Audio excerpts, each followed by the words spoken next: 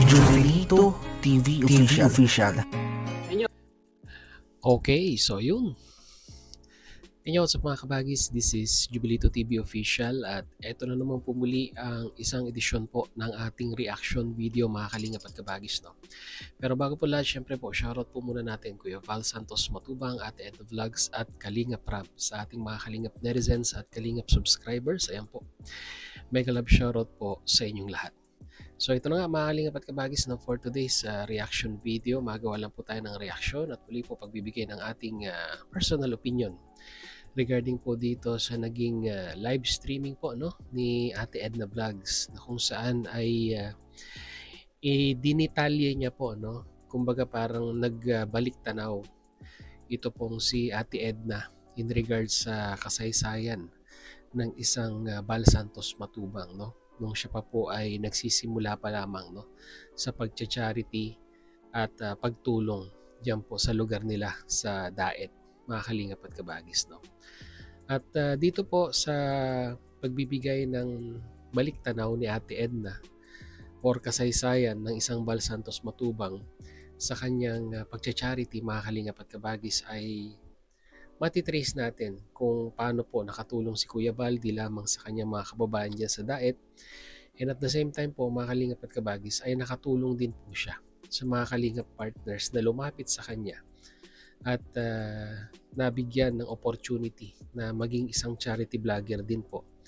At sabihin na natin kahit papaano po ay nabago din po ang kanilang buhay.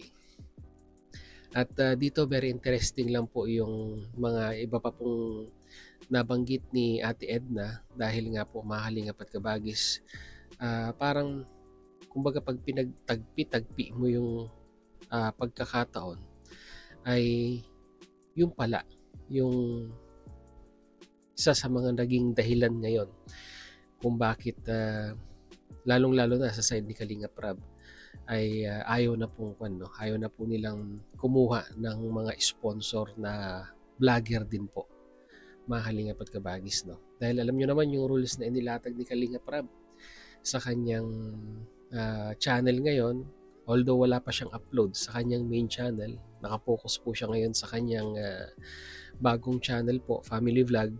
Pero kung naalala po ninyo mga kalingap at kabagis ay di ba, kasama, hindi po ako nagkakamali, kasama po doon sa mga bagong rules na ipapatupad no, kung sakali man na magkakaroon po ng sponsor or sponsorship sa mga beneficiaries ay hanggat maaari po no, ay kailangan hindi po siya vlogger or wala po siyang channel, mga kalingap at kabagis no. At dito po napunto po or nabanggit ni Ate Edna yung masasabi po nating mga kadahilanan ika nga kung bakit iniiwasan na po nila yung ganitong klaseng setup no ng pagtulong sa mga beneficiaries. Kaya yun po yung re-reactionan natin no, mga kalingap at kabagis ngayong araw na ito.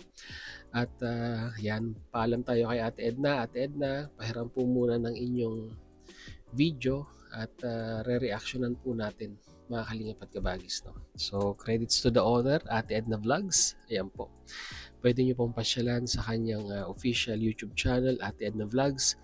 At syempre po, suportahan nyo na rin po sa mga hindi pa po nakasubscribe kay Ate Edna Vlogs no. And once again no, sa mga viewers natin, muli po paalala sa ating comment section, be responsible enough sa mga salitang binibitawan po natin. At doon po sa mga nire-reactionan po natin, maging kwan po kayo no, be considerate sa mga salitang bibitawan natin. Okay lang mag-criticize no, mga kalingap at kabagis no, malayang pamamahayag ika nga, pero wag naman po tayo mag-comment ng masyado pong below the belt at wala na po sa konteksto ng ating pinag-uusapan. Kaya without further ado, mga kalingap at kabagis, simulan na po natin. Narito po yun. Kay Pete Third. Yan. Sa totoo lang po, yun naman talaga simula pa. Si Kuya Val nag-start po sa ganyan. Ang tinulong niya, sariling tawag dito, sariling income niya. Tricycle kahit hindi na sa amin. Para sa amin, pinamimigay pa niya. Yung income ko bilang empleyado, yun ang gasto sa bahay, pagpapaaral, kalarap, ganun po yan.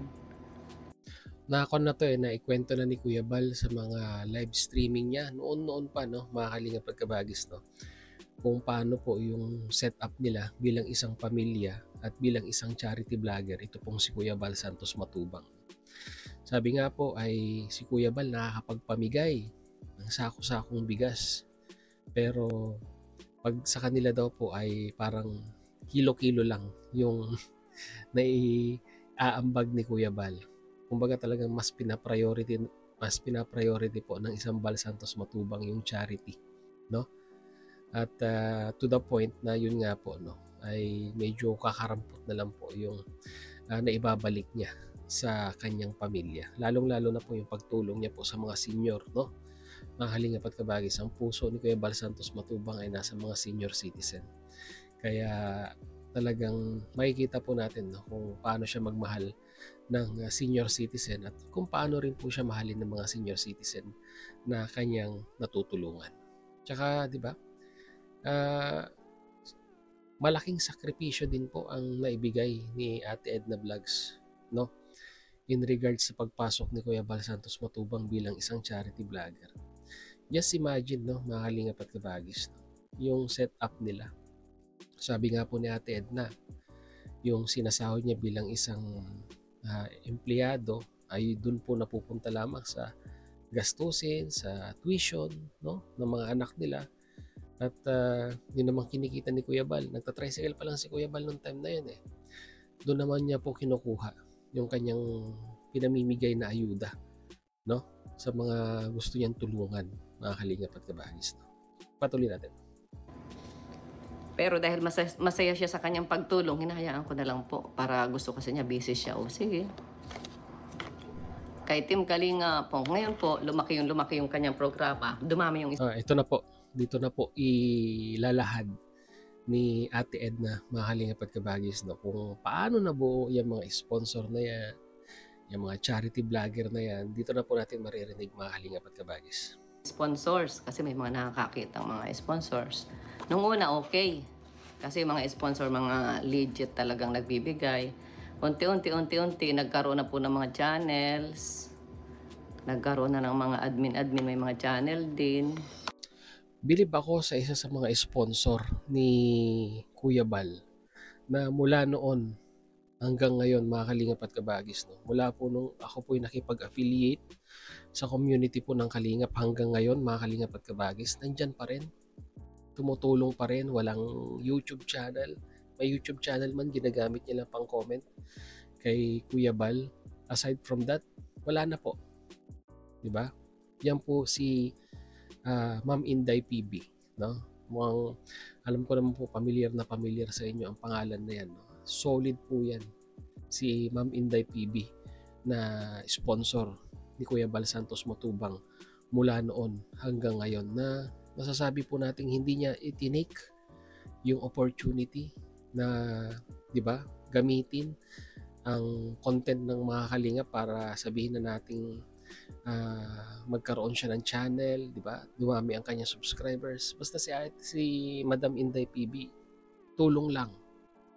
Yun lang talaga yung naging advokasya niya kay Kuya Bal Santos Matubang. At yun po yung sinasaluduhan natin, mga Kalingap at Kabagis, no?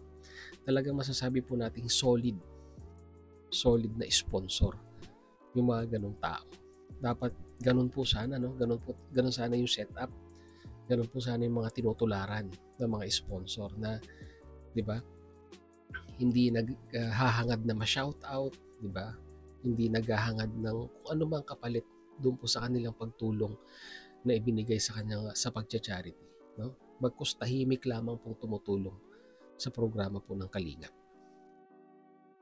At dumami po.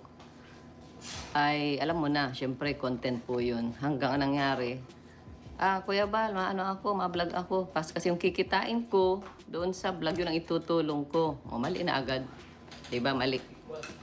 Saan galing yung kita niya sa vlog? Eh di, sa Kalingap at Kalingap ang content niya. Parang pinaikot ka, ginisa sa sarili mong mantika. Hanggang yung mga views lumipat na sa kanila. Yung mga sponsor na iba, na walang channel, lumipat sa kanila. Yung mga tawag dito, mga supporters na iba, lumipit na sa kanila, may mga sarili na silang community, gumagawa sila ng mga issue. nakadirect na sila sa mga beneficiaries. So, ang pinakamahirap at pinakamasakit sa mga issues nila, ang tagasagot, ang tawag doon, shock absorber. Kami, si Kuya Bal, si Rab, ang nababas. So, mali. Kaya dapat po ngayon ibaguhin. May recruiter po na mga legit na sponsor. So yun no, mga kalingap at kabagis no, honest and real talk po yung sinabi ni Ate Edna dito po sa later part nung kanyang video, mga kalingap at kabagis no, na kung saan yung isang sponsor ay magpapaalam kay Kuya Bal na gagawa ng channel at yung proceeds ay ibibigay din sa programa ni Kuya Bal Santos Matubang. And later on, yung mga sponsor na dating tumutulong kay Kuya Bal ay lilipat doon sa charity vlogger at 'di ba? Sad to say, 'di ba? Ang sponsorship na supposed to be dapat kay Kuya Bal sa programa, although nandoon pa rin naman po sa programa ng Kalingap. Pero yung dating sponsor ni Kuya Bal ay lumilipat sa mga ibang charity vlogger, sa mga ibang grupo. Kumbaga parang kung sino yung nagsimula ng programa, siya na ngayon yung naiitsapwera, mga kalingap at kabagis. No? Tapos ito pa po yung nakakalungkot sa lahat. Ito lagi ko pong sinasabi pag may usapin tayo in regards sa mga issue no, ng mga kalingap partners or mga reactors, mga kalingap at kabagis, lalong-lalo na pag nagbabangayan, di ba? Kasi sabi nga, ang shock absorber, sabi ni Ate Edna Vlogs, ay sila. Tagasagot kung may issue. Diba? Ito po yung lagi ko pong sinasabi, mga kalingap at kabagis, na kung ano man yung mga ginagawa natin dito sa community ng Kalingap, pag tayo po ay nagkamali, ang balik po niyan sa kanila. Tayo po yung nakisabit lamang, tayo ay naki-affiliate lamang, tapos pag may issue tayo sa kapwa halimbawa natin ng mga reactors, sa mga bashers and everything, diba? Ang balik sa kanila, sa programa po ng Kalingap. Yun po yung sad reality doon, mga kalingap at kabagis. No? At sabi nga po ni Ate Edna na kailangang mabago. At yun po yung inaantabayanan natin na malay natin, di ba? Next year, may mga bagong rules, may mga bagong patakaran na susundin ang mga naki-affiliate sa community ng Kalingap para maiwasan na po yung ganitong kalakaran, mga kalingap at kabagis. No? At saka, yun nga po, sad to say, di ba? May mga umaalis na mga sponsor dahil po sa mga issue. No? At kung napapansin nyo po, itong mga nakaraang linggo, bibihira po si Kuya Bal na magsalita sa mga issue na pinag-uusapan ng mga reactors at ng mga ibang Kalingap partners. Kasi siguro na-realize niya na tama na, di ba? Tama na yung pagsagot. Problema nyo na yan eh. Problema nyo yan, ayusin nyo yan. Di ba? Mga kalingap at kabagis. Which is parang nag-agree ako doon sa ganong klaseng setup. Pero once again, mga kalingap at kabagis, no? Ang nakakalungkot dito, kahit anumang issue man yan, hindi man nakadirekta sa family Matubang, tayo po ay nasa outer core ng community po ng Kalingap na once na nagkaroon po ng issue, yung inner core, sila Kuya Bal, sila Ate Edna at si Kalingap Rab, sila po yung laging nadadawit, mga kalingap at kabagis. So yun lang po ang ating reaction video for today, mga kalingap at kabagis. And once again, ulitin ko po, be considerate sa ating mga comment. Huwag nyo pong i-bash si Ate Edna. Malamang dyan may mga bashers nag-aabang na naman ng kanilang masasabi kay Ate Edna. Real talk lang po yung sinabi ni Ate Edna dito po sa video na ito, mga kalingap at kabagis. No? So yun lang po. Mag-comment na lang po kayo sa ating comment section, mga kalingap at kabagis, at pag-usapan po natin yan. So yun, muli, maraming salamat dahil sa dulo po ng ating reaction video ngayong araw na ito ay nasamahan niyo po muli si Jubilito TV Official. At muli po, nagpapaalala po ang inyong host. Sa mga hindi pa po nakasubscribe sa ating YouTube channel, subscribe niyo na po, Jubilito TV Official. At kung nagustuhan niyo po ang ating reaction video for today, paki-like and share, mga kalingap at kabagis. So yun, hanggang dito na lang. Once again, this is Jubilito TV Official, proud member po ng Team Coos at ng Team Bios. As I always say, mga kalingap at kabagis, peace, God first. God bless po. Bye!